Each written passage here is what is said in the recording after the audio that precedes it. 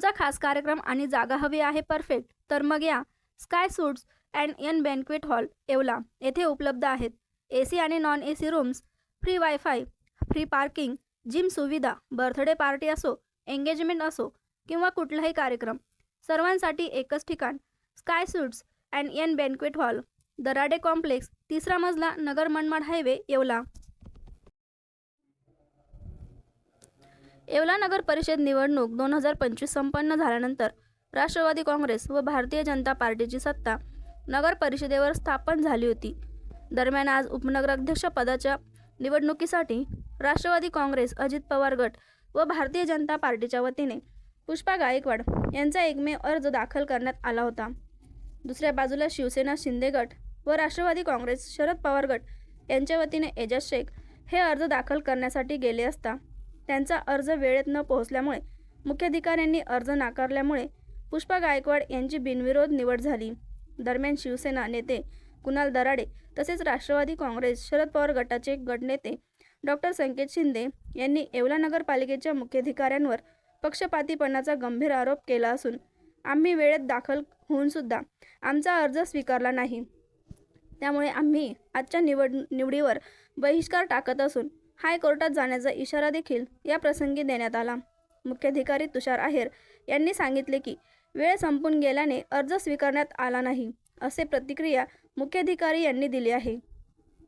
एजाज शेख शिंदे गटाकडून नगरसेवक म्हणून निवडून आलो आणि आज उपनगराध्यक्ष पदाची निवडणूक होती आणि त्याच्यामध्ये मी उमेदवारी करणार होतो. आम्ही 11:58 नगरपालिकेचे दालनात बरोबर हजर राहिलो.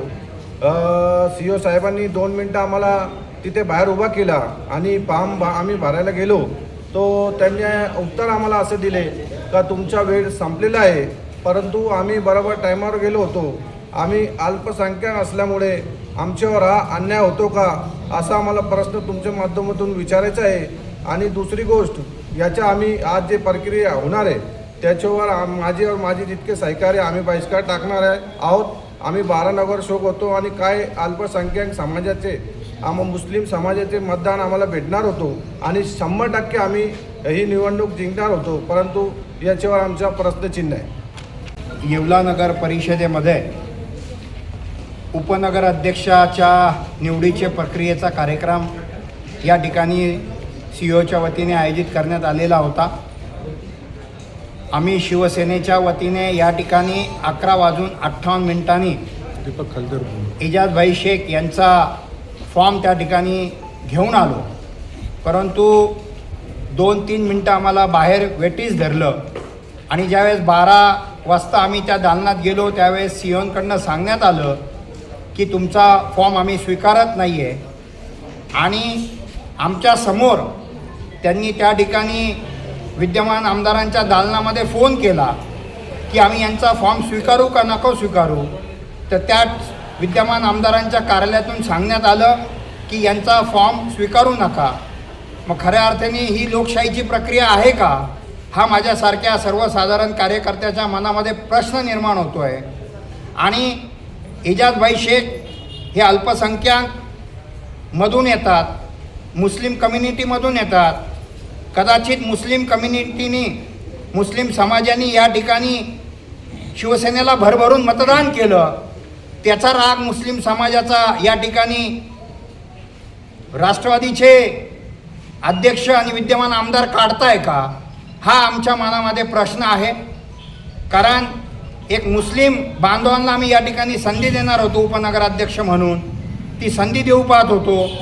आम्हाला काही मतं या ठिकाणी मिळणार होते आणि आमचा उपनगराध्यक्ष या इथे होणार होता, परंतु मुस्लिम समाजाचा इतका तिरस्कार हा या ठिकाणी विद्यमान आमदारांच्या कार्यालयातून होतो आहे, हे खरोखर अतिशय चुकीचं आहे, अन्यायकारक आहे.